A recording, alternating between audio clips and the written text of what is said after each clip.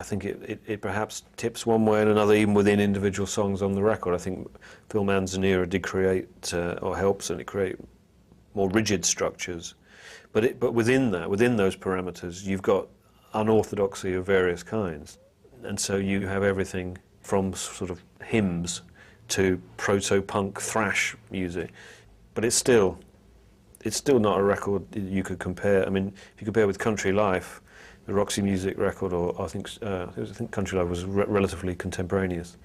That sounds incredibly orthodox by comparison, even some of the same players, and it's interesting how the divergence has very quickly separated towards different polarities, even in so short a time.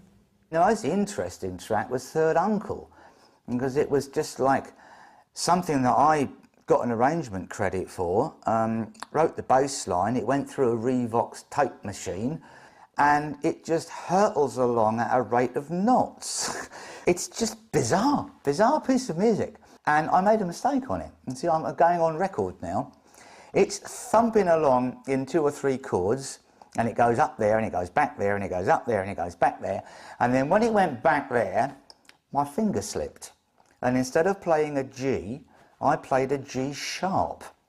And that note thumps out, doof, doof, doof, doof, doof, doof, doof, doof, whatever. And I said to Brian, look, I'm really so sorry. I made a mistake there. I said, look, I hit the wrong note. He said, but it's brilliant.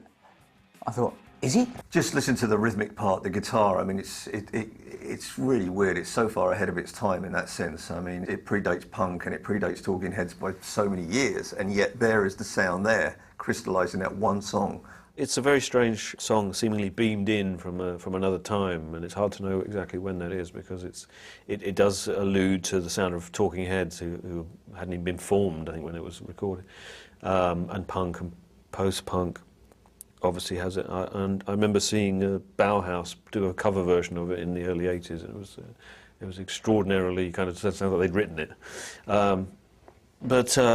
Yeah, Third Uncle, I think you have to sort of look at the way the lyrics work on that song. I think that's probably of more significance to Brian.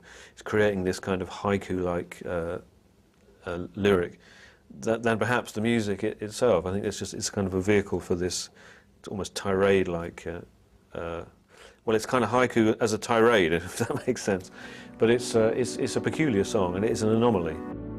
During the recording of the album, Eno had also introduced a new system into his methodology.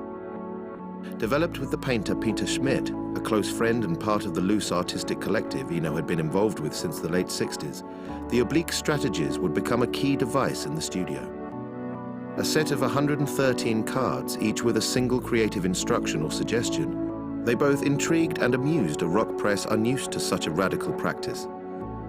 Yet a similar system had previously been adopted by John Cage, who had relied upon the random intervention of the ancient Chinese text, the I Ching, while composing.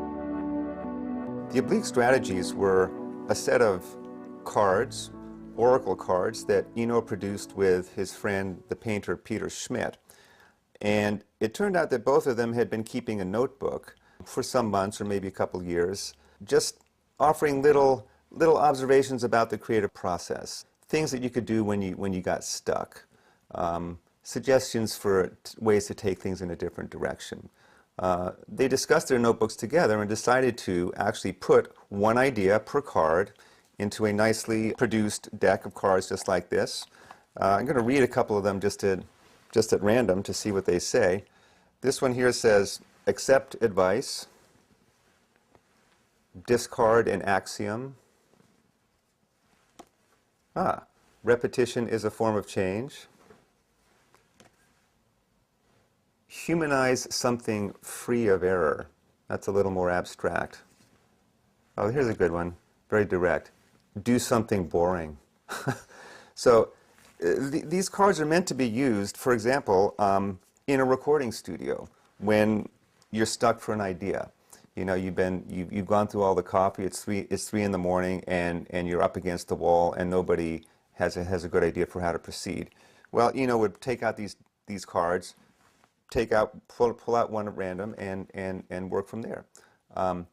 It's kind of a technique which is interesting because you don't have to believe anything. I called it an oracle deck, you know, in the sense of an I Ching, where with the I Ching there's some feeling that what you do with the cards or the coins, it's almost magical, like the universe is somehow, you know, working its way into those cards or coins.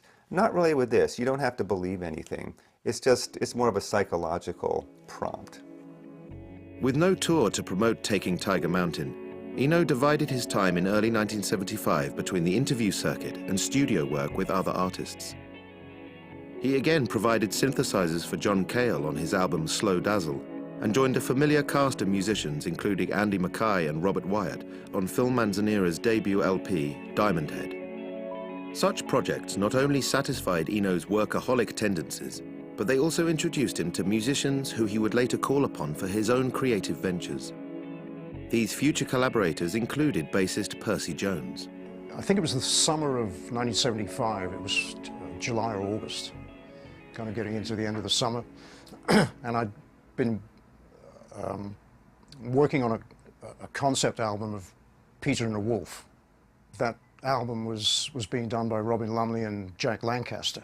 Robin Lumley and myself were both in a band called Brand X at the time, which was a sort of jazz rock crossover.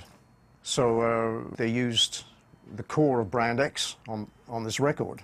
The rhythm section, which is myself and Phil Collins, ended up doing a lot of the backing tracks for Peter and the Wolf. They had guests come in to overdub, and Brian Eno was one of them, and I think he was the Wolf, you know, because they all were characters in the Prokofiev thing. So he came in and did a synthesizer part. And I wasn't there at the time because, you know, we tracked the backing tracks earlier. But apparently he liked the rhythm section, wanted to know who they were. And then subsequently, both Phil and myself got a call from him. Could we come up to Island Studios to work on some stuff with him? So that was the introduction to Brian Eno. And at the time, I didn't really know what to expect musically. There was no way that the musicians invited to participate in Eno's new project, Another Green World, could have known what to expect, as he essentially cast aside convention and brought John Cage's chance techniques into the modern rock recording studio.